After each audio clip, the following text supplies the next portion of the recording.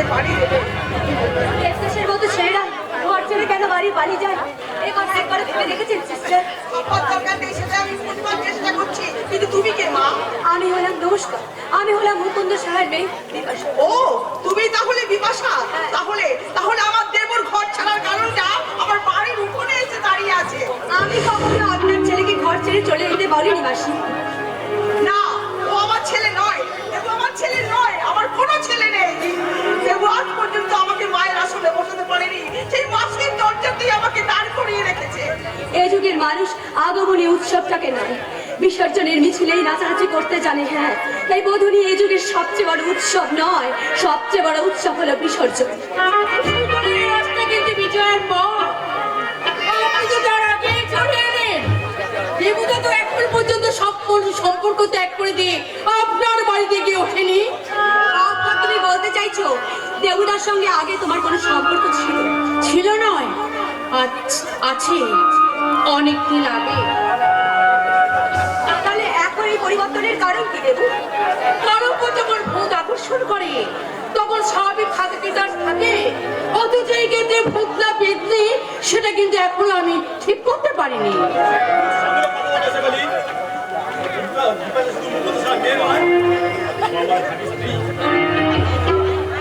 না না, ওর কথায় আমি কিছু মনে করি।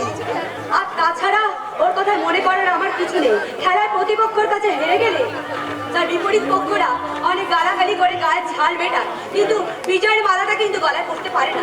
জীবনটা কিন্তু খেলা নয় মা, তাই তাই হার জিতের আগেই আমরা পুরস্কারটা হাতে বেড়ে দিতে পারি। কারণ যারা দিতে জানে না, শুধু কেড়ে নিতে চায়, তাদের চেয়ে দুঃখী আর কেউ নেই। ওসব বড় বড় কথা বলে কোনো লাভ নেই। এই আমার ঘোড়া ঘরে থাকার জন্য আমার জন্ম হয়নি। তাই তো তোকে আর আমি ঘরে বেঁধে রাখতে চাই না। দেবো বিপাশা, তুমি স্বচ্ছন্দে দেবুকে নিয়ে এতেই যেতে পারো। না মাসি, নিজের স্বামীকে আমি অন্যের ঘরে ঘর জামাই করে রাখতে পারবো না। আর তাছাড়া আমি এ বাড়িতে এসেছিলাম শুধুমাত্র আমার ভাবি শ্বশুর বাড়িটাকে দেখার জন্য। নিজের চোখে যা দেখলেন তাতে নিশ্চয়ই আপনি খুশি হতে পারেননি। যদি খুশি হতে পারতাম তাহলে তোমার থেকে সুখী বেঁচে কেউ হতো না। কারণ আমি যে দেবুকে ভালোবাসি, আর তোমার ভালোবাসার মিথ্যের মায়া কাটিয়ে ও যে আমার কাছে চলে এসেছে, এই জন্যই তুমি হিংসে জ্বলে পুড়ে মরে যাচ্ছ। ভুল ম্যাডাম, একেবারে ভুল বললেন। সেকালে আপনার কোনো ভালোবাসেনি, আর আঁচলে যা বেঁধে দিয়ে যাচ্ছেন সেটা একটা কাঁচের টুকরো ছাড়া আর কিছুই না। তুমি কোন সুবাদে এ বাড়িতে উড়ে এসে জুড়ে বসে কথা বলছো? সরি ভাই, আর বলবো না। আসলে ম্যাডাম কাঁচের দোকান থেকে হীরের দাম দিয়ে যেভাবে জিনিসটা নিয়ে গেলেন, তাতে আমার তো কোনো লোকসান নেই। চুপ কর, বেলা বলে মুখ তো ছিনিয়ে কোনো লাভ নেই। তাহলে যে উল্টে উপরে ভাঙাটাই আমাদের হবে। না মাসি না, আমি কাউকে অপমান করতে আসিনি, আর কোনো উপদেশও নিতে আসিনি। আমি শুধু এসেছিলাম ভালোবাসা এটো পাতায় যাকে ভাত খেতে হয়, তার নুনের বা ঝালের বায়না করা একদম সাজে না।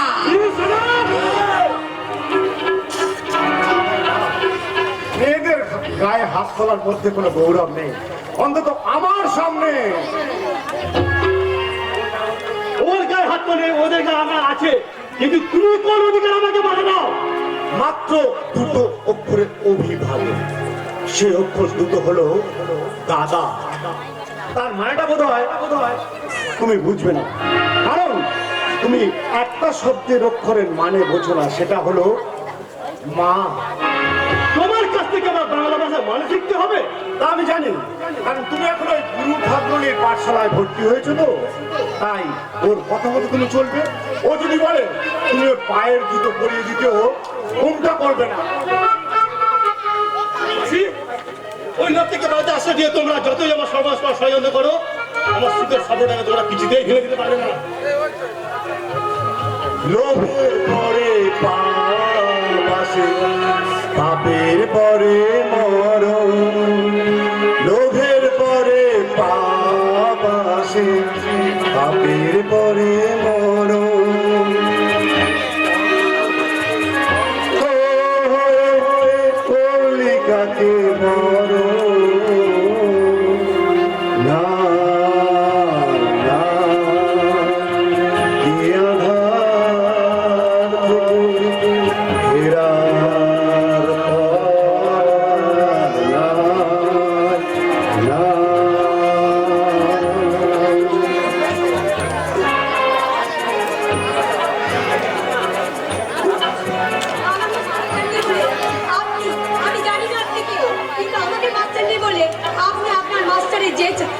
জন্মের চাবুকটা এই সমাজ ও সংসারের বুকে মারলে তার যোগ্য জবাব আমি একদিন আপনাকে দিয়ে যাবই। তুমি কি জবাব দেবে সেটা আমি জানি, কারণ মেয়েদের চিন্তা আমার কোনো ভুল হয় না।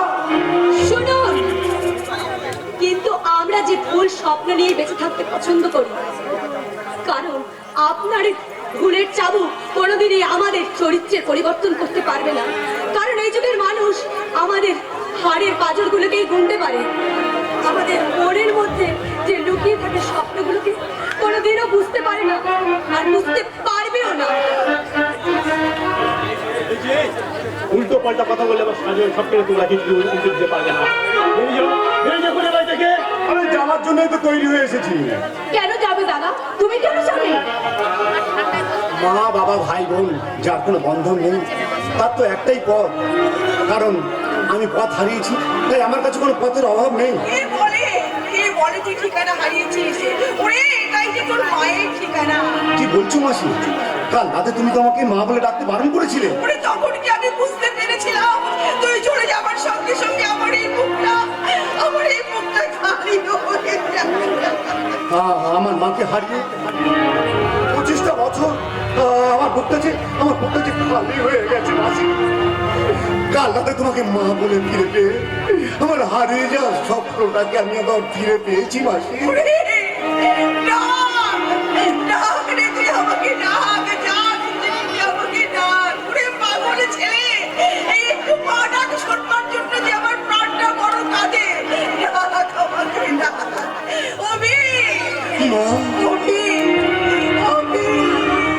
মা গো আমার মা, আমি তোমারই খোকা,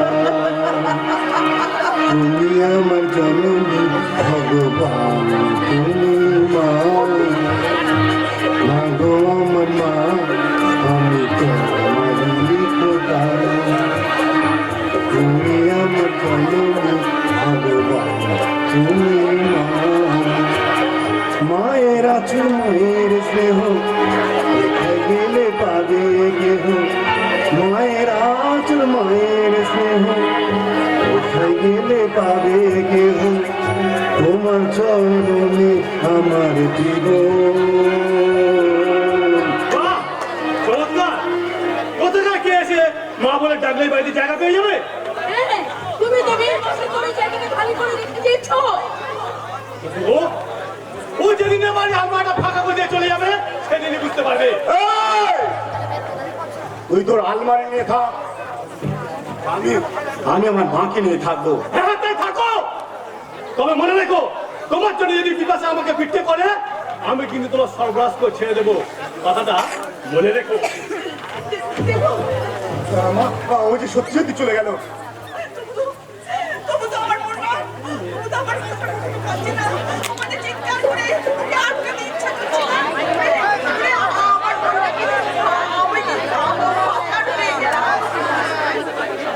তুমি কি বলছো মা? আমার চোখে একটু জল নেই। আমি কি তুমি কাঁদো মা, কাঁদো। কাঁদবো? আমি কাঁদবো।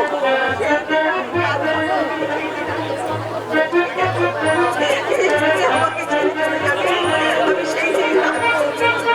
আমি সেই দিন কাঁদবো। এই মাটি আর চোখের জল দেখে।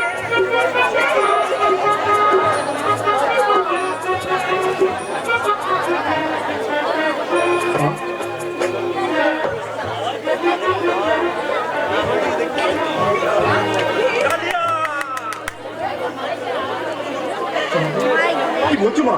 আমাকে কি আরেকবার মা বলে ডাকবি? মা ওকে মা আমি যে তোমাকে একবার মা বলে ডাকতে পেরেছি এটাই আমার পরম পাওনা। কিন্তু কিন্তু আমি এভাবে ঘরে বসে রাত খেতে পারবো না মা।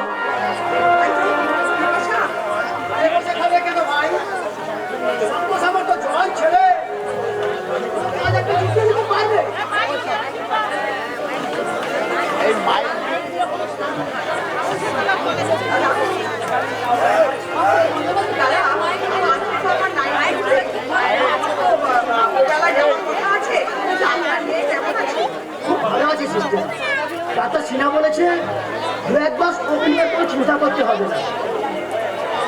তোমার এই উপকারের কথা আমি কোনোদিন ভুলবো না ভাই। আপনি রোহায় কথা বললে আমি কিন্তু ভীষণ দুঃখ পাবো স্যার। বললে যে অন্যায় হয়ে গেল ভাই, যদিও এই ঋণ কখনো শোধ হবার নয়, তবু যদি কখনো কোনোদিন কোনো কাজে আমার প্রয়োজন হয়, নিঃসন্দেহে তুমি আমাকে বলো, আমি নিজের জীবন দিয়েও তোমার পাশে দাঁড়াবো। ওসব কথা বলবেন না স্যার, ওসব কথা বলবেন না। নিয়তি কখন কাকে কোথায় কিনে নিয়ে যায় কেউ বলতে পারে না। হয়তো একদিন আমাকে হাত করা করে আপনার সামনে দাঁড়াতে হয়, তখন আপনি কি করবেন? তখন হয়তো কি করবো হয় সে কথা সেই দিনেই বলতে পারবো। জীবনে কোনোদিন অন্যায় করিনি, কোনো অন্যায়ের সাথে আপোষও করিনি, কিন্তু যা করতে এখন তো তোমার একটা কোনো কাজের ব্যবস্থা করতে হবে। আচ্ছা, লেখাপড়া কতদূর করেছো? এমএ পাস করেছিলাম। Good, very good. সার্টিফিকেট কি সঙ্গে আছে? আচ্ছা দেখুন তো, মোটামুটি বেড়াতে আসবার সময় কেউ কি সার্টিফিকেট সঙ্গে করে নিয়ে আসে? তা ঠিক, তা ঠিক। সে নিয়ে কোনো চিন্তা করতে হবে না। কোনো একটা স্কুল মাস্টারের চাকরি আমি ঠিক জোগাড় করে দেবো। আচ্ছা, আমাদের মল্লিকা তো এখানে একটা স্কুল করতে চাইছিলাম। চাইলেই কি সবকিছু পাওয়া যায় কাকাবাবু? তাছাড়া এসডিও সাহেবের কাছ থেকে তো এখনো স্কুলের ছাড়পত্রটা এসে পৌঁছায়নি। ও নিয়ে তুমি ভেবো না, আমি এসডিও সাহেবের কাছে কালকে দেখা করে এসেছিলাম, উনি সব কাগজপত্রে সই করে আছে, তুমি গেলেই তোমাকে দিয়ে দেবে। মা, সত্যি বলছো মা? হ্যাঁ। হ্যাঁ। আমরা কিন্তু তোমার স্কুলের জন্য একটা শিক্ষক ঠিক করে রেখেছি মল্লিকা। সে ছেলেটি বাংলায় এমএ, যার কথা বলছি সে নিজের জীবন দিয়ে মানুষকে বাঁচাতে পারে। আর ও যদি ঠিক সময় না আসতো, আজ সকালে হয়তো আমার মেয়েটা সূর্যের আলো দেখতে পেত না। কাকাবাবু, সে হচ্ছে সিস্টার মারিয়ার বন্ধু অভিমন্যু। নমস্কার। আমার নাম মল্লিকা ব্যানার্জি। আপনার নামটা? বারবার নিজের আত্মপরিচয় গোপন আমি রাখতে পারছি না কেন? কেন কেন কেন? I am sorry. আপনার নাম বললে আপত্তি থাকলে আমাকে আমাকে প্লিজ ক্ষমা করে দেবেন। না না, ও নিয়ে তুমি ভেবো না মা, আমি বলছি ওর নাম অভিমন্যু। ও নিজের পরিচয়টাকে নিজে লুকিয়ে রাখে। কিন্তু এবার আসামিকে তোমার হাতে তুলে দিয়ে গেলাম মল্লিকা। ওকে রাজি করানোর দায়িত্বটা কিন্তু তোমাকে নিতে হবে। এই গ্রামের মাটিতে যে মানুষটা স্বর্গের বিদ্যুৎ হয়ে নেমে এসেছে, তাকে নিয়ে তোমরা এই মাটিটাকে স্বর্গ করে তোলো মল্লিকা, স্বর্গ করে তোলো, স্বর্গ করে তোলো। যারা আপনাকে বিশ্বাস করে তাদেরকে আমি চিনি। তারা মানুষ চিনতে কখনো ভুল করে না। ওকে ভুল করে ভালোবেসে আমি বারবার ভুল করতে রাজি আছি মল্লিকা, কিন্তু ভুল করে আমি কখনো ভালোবাসার জন্য আমার মনের দরজা করতে রাজি নই। শুনলেন তো, ওরা আপনাকে কতখানি বিশ্বাস করে। আপনি যদি আমাকে একটু সাহায্য করেন। আপনি যাকে চিনেন না জানেন না, না ম্যাডাম, তা হয় না। আচ্ছা, আমি না চিনি, এই মানুষগুলো তো চেনে। প্লিজ আর অমত করবেন না। আমার আমার আমার একটু সাহায্য করুন প্লিজ, আমাকে সাহায্য করুন। বই পড়ার পাতা কখনো খাতার পাতা হতে পারে না। কালকে কালকে যদি শোনেন এই মানুষটা কোনো চোর বা ব্যাংক ডাকাত, তখন আপনি কি করবেন? না না না না না, আপনার মুখের ভাষা তো সে কথা বলছে না।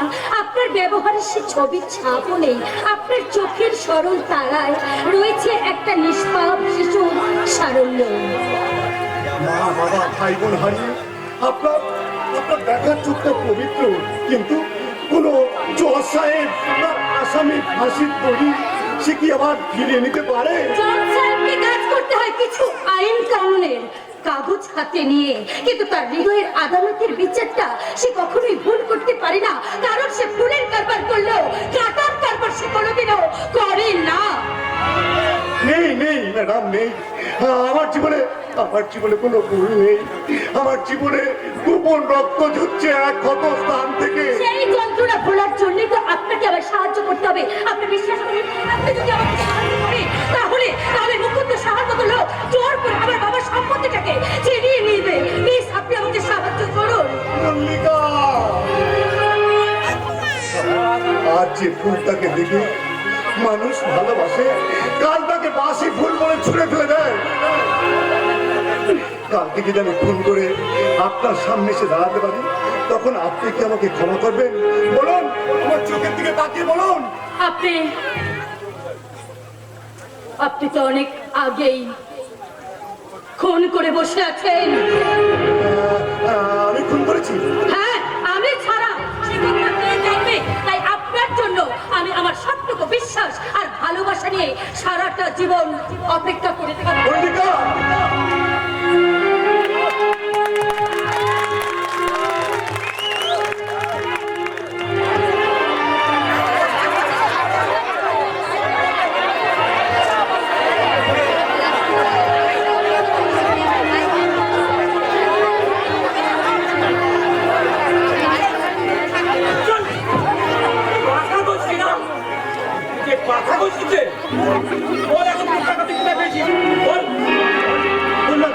বললাম তো আমি রোজগার বাজার থেকে একটু একটু করে জমিয়ে ওই টাকাটা আমি বাঁচিয়ে রেখেছিলাম।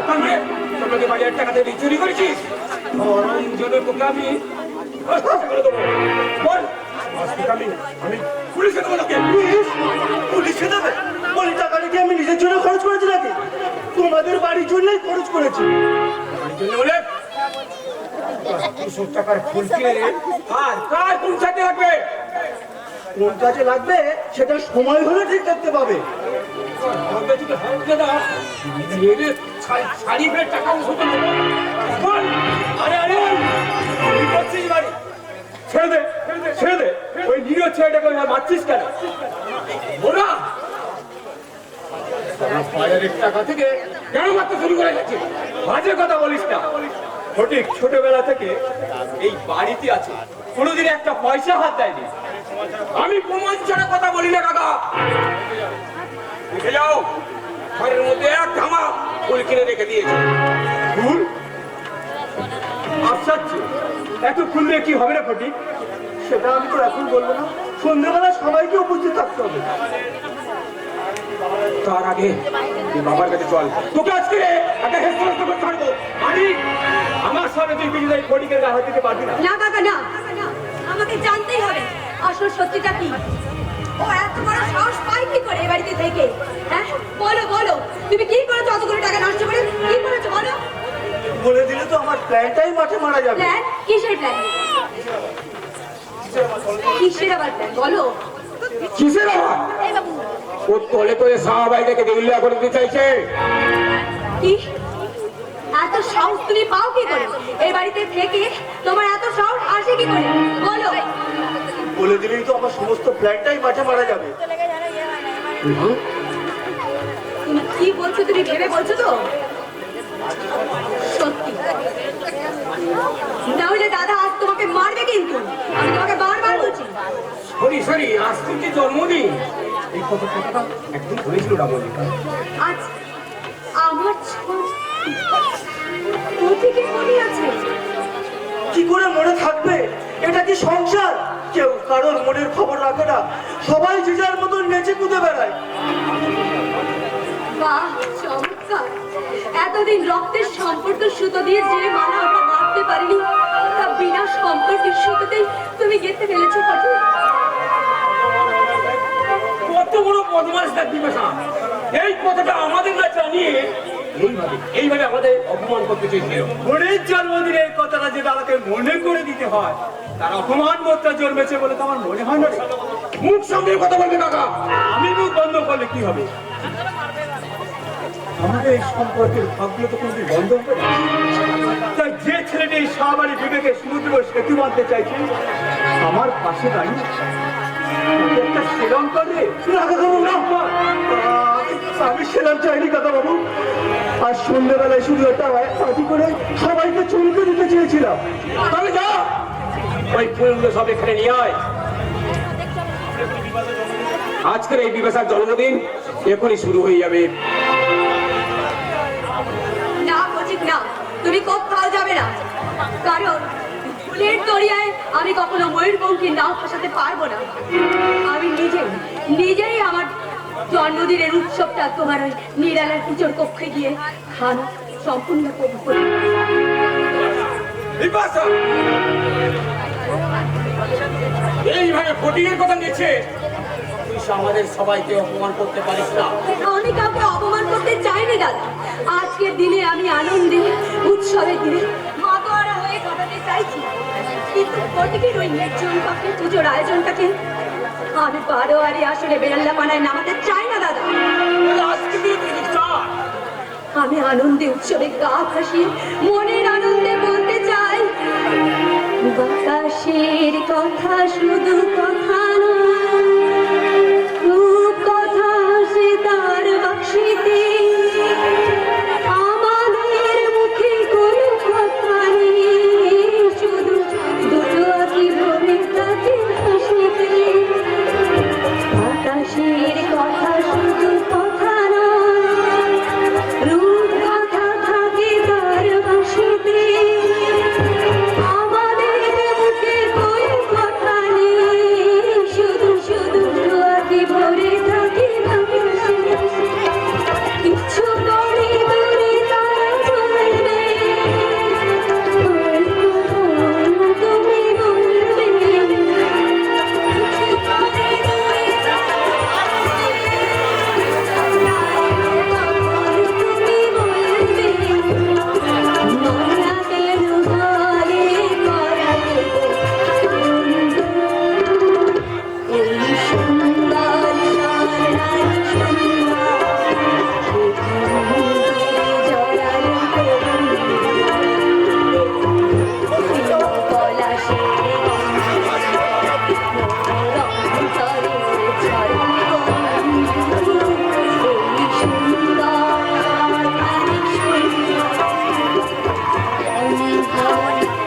সারাই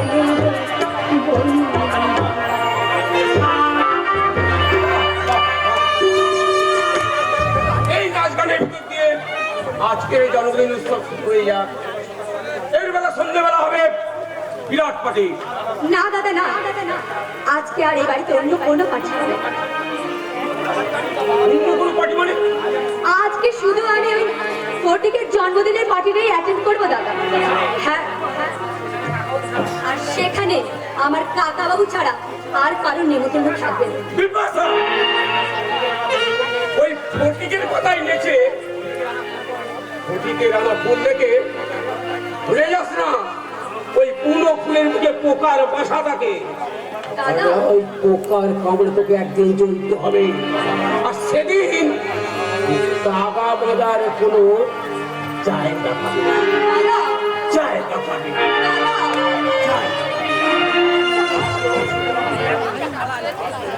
আজ তোর প্রতি আমার শ্রদ্ধাটা অনেক বেড়ে গেল রে বিপাশা। কাকা, এই বাড়ি রক্ত ধরা এই প্রথম একটা সত্যের সঙ্গীত শুনতে পেলাম। তুমি আমাকে আশীর্বাদ করো কাকা, আমি যেন সেই সত্যের পথটাকে অবলম্বন করে চলতে পারি। ফটিকের মধ্যে একটা রথকে যখন চিনতে পেরেছি, তখন সত্যের রথকে তুই ঠিক চিনি। সেই শুভ দিনে আমি তোকে আশীর্বাদ করে প্রাণ ভরে আশীর্বাদ করবো, প্রাণ ভরে আশীর্বাদ করবো। তুমি কি করলে? আজ সন্ধ্যাবেলার পার্টিটাকে বাতিল করে দিলে। আমাকে নিয়ে তুমি এত কেন ভালো করছো? এ বাড়িতে যে তোমার মনের কথা কেউ ভাবে না, তাই তো তোমাকেও যে আমার মতন অনাথ আর দুঃখী বলে মনে হয়। অন্য কোনো কারণ নেই বুঝি? অন্য কিছু ভাবার অধিকার তো আমার নেই। তাই মনের অন্ধকারের কোণে যদি কোনো স্বপ্নের রং বসার জন্য ওঠে, আমি যে তাকে জোর করে নিভিয়ে ফেলি। কেন কেন সেই রঙ্গশালা নিভিয়ে দাও? তুমিও তো মানুষ বলি, আর পাঁচজনের মতো তোমারও তো স্বপ্ন আছে, স্বাদ আছে, ভালোবাসার চাওয়া পাওয়া। যে স্বপ্ন কোনোদিনই সফল হবে না, তাকে লাই দিয়ে কি লাভ? স্বপ্ন সফল হবে কিনা তা তোমার কাছে নয়, যে তোমার সামনে দাঁড়িয়ে আছে তার উপর নির্ভর করে। না দিদি বলে না, আমাকে তুমি লোভ দেখিও না, তুমি লোভ দেখিও না। চিরদিন আধারে কেটে গেল জীবন, এই তো প্রদীপ কাছে আসে।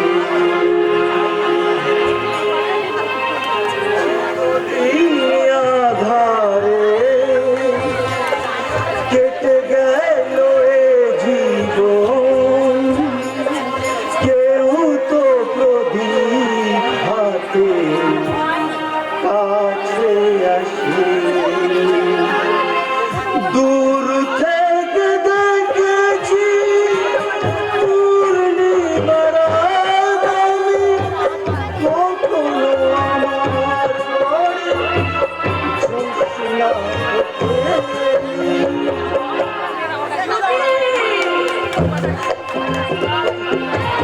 নিজের সুখের কথা ভাবতে শিখে দিদি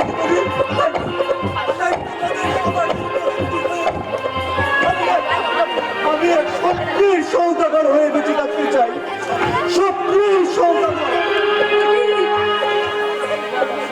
দূর থেকে দেখেছি পূর্ণিমার রাত আমি, কখনো আমার ঘরে জ্যোৎস্না ফোটেনি।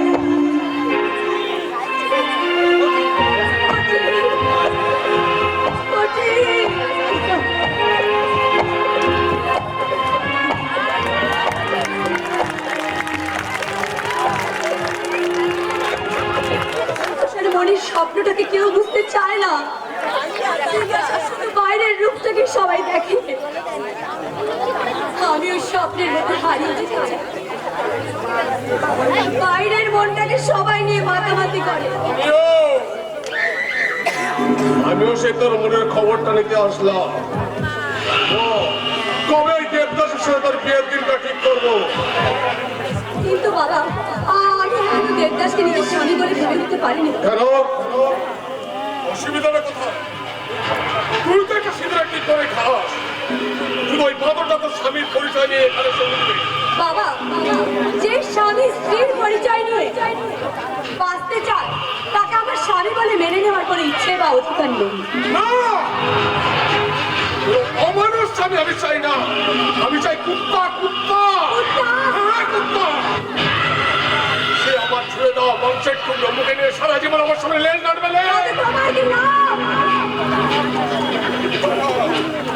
ওই কুত্তাটার জীবন দিয়ে আমার কারখানার জন্য কাজ করে যাবে। আর তুই তো জানিস যে কাজের বাইরের কাউকে প্রতি বিশ্বাস করতে পারি না। তাই তো আমরা কুকুরের মতো স্যারের হুকুম মেনে কাজ করে চলেছি। কুকুর যদি পোষার শখ হয় তবে আমি সবটাই কুকুর পুষবো। সেই কুকুর পুষবো না বাঁচার জন্য মিথ্যের গলায় দড়ি পরিয়ে নিজের আত্মসম্মানকে সম্ভ্রমকে বিক্রি করে দেবে। বিপাশা, ভিতরে যাও তো। যা ভিতরে যা। এই হারামজাদা, তুই আবার এখানে এসেছিস কেন? টাকা বেরিয়ে গেছে বাবু, 1050 টাকা না বলে। 7 দিনের মধ্যে এতগুলো টাকা শেষ হলো কি করে? কি করবো বাবু, ছাগলকে শাকের খেতে কি দিয়েছেন, তাই বাংলার বদলে আমি এখন ওই বিলিতি দিয়ে আজমন করছি। বিলিতি তোমার ইয়ে দিয়ে দেবো সারা, আর একটা পয়সা পাবি না আমার কাছ থেকে। তাহলে তো আর আমি চুপ থাকতে পারবো না, পুলিশের কাছে গিয়ে সব কথা খুলে বলতে হয়। পুলিশের কাছে তুমি পয়সা ছেড়ে পারবে না, লাশ হয়ে যাবে। লাশ কিন্তু অনেক কথা বলতে পারে বাসন, আজকাল মরাকেও পুলিশ কথা বলো। আর একটা কথা বললে তোর গলায় কিন্তু আমি নিজে হাতে ছুরি চালিয়ে দেবো, তখন দেখি তোর পুলিশ কি করতে পারে। নিজেই রাতে যদি ছুরিটা চালাতে পারতেন তাহলে যৌতুক খুন করার জন্য রশিদ খানকে ভাড়া করতেন না। সবাই সব কাজ পারে না বাবু, তাই বলছি কি 1050 টাকা দিয়ে দিন, হাসি মুখে চলে যায়। মাস তিনিক আর এই ইন্দ্রবেলায় হবো না। শালা, তোর মুখের কথা শুনে কাজ করতে গিয়ে আমার এত বড় ইয়ে হয়েছে, মানে সর্বনাশ। ওদিকে বললে কেউ ছবিটা যদি ইয়ে করতে পারে, ছাড়তে চাইছে না। স্কুল হবে বাবু, ওর মা সব কিছু কাম হচ্ছে। চুপ কর শালা, একবার ওই জমিতে স্কুল বসে গেলে ওখানে আমি দাঁড় সরাতে পারবো না। আপনি বলবেন তো আজ রাত ওই ঘরটাতে আমি জ্বালিয়ে দিতে পারি বাবু। করতে যাবেন না, তাহলে স্কুলের উপর সবার নজর পড়বে, পাবলিক খেপে যাবে। এই মুকুন্দ শহরে যেটা তুমি উপদেশ দিতে হয়েছে, তুমি কে হে বাবা? আমি বাবা নয়, মামা। মল্লিকার মামার চিন্তা হরণ। আপনাদের কুরু পাণ্ডবের যুদ্ধে আমি এখন শুকুনি মামা হয়েছি। না, এখানে কি কাম আছে মামা? বলছি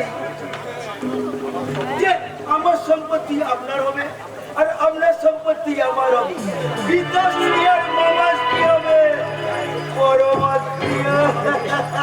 মহাভারতের কথা ছেড়ে শোনা, বলো দেখি তোমার মতলবটা কি?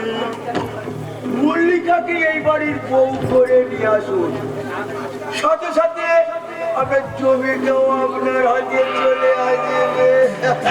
আরে ভাইরা, এতদিন তো এই বুদ্ধিটা আমার কাছে আসেনি।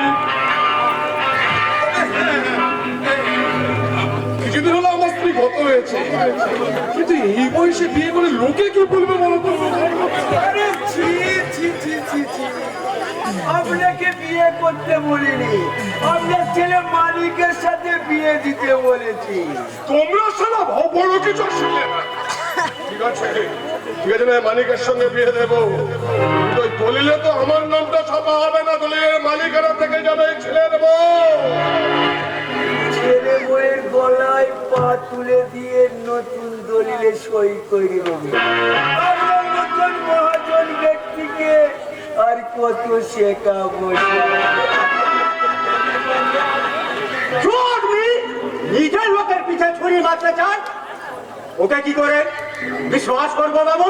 আমাকে বিশ্বাস করতে তো এক পয়সা খরচা হচ্ছে না, এতে লাভ ছাড়া লোকসানটা কোথায়? লোকসান না থাকলে ও ওই যে বিনা শর্তে এমন ঘর ভাঙার খেলা এখানে মেতে উঠেছে বাবু।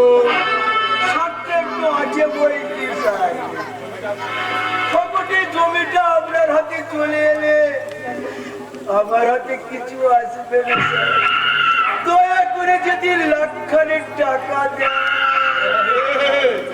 আরে ভাই মা, চিন্তা করো, ওকে দেখে মনে হচ্ছে ওই রামায়ণে বিভীষণ মরে মহাভারতের বিয়ে হয়ে জন্মেছিল, মানে শকুনীয়। শুধু শকুনি আর বিভীষণ নাই স্যার, রাবণ দুর্যোধন একই সঙ্গে অনেক রূপ দেখতে পাবে। বিয়ের পর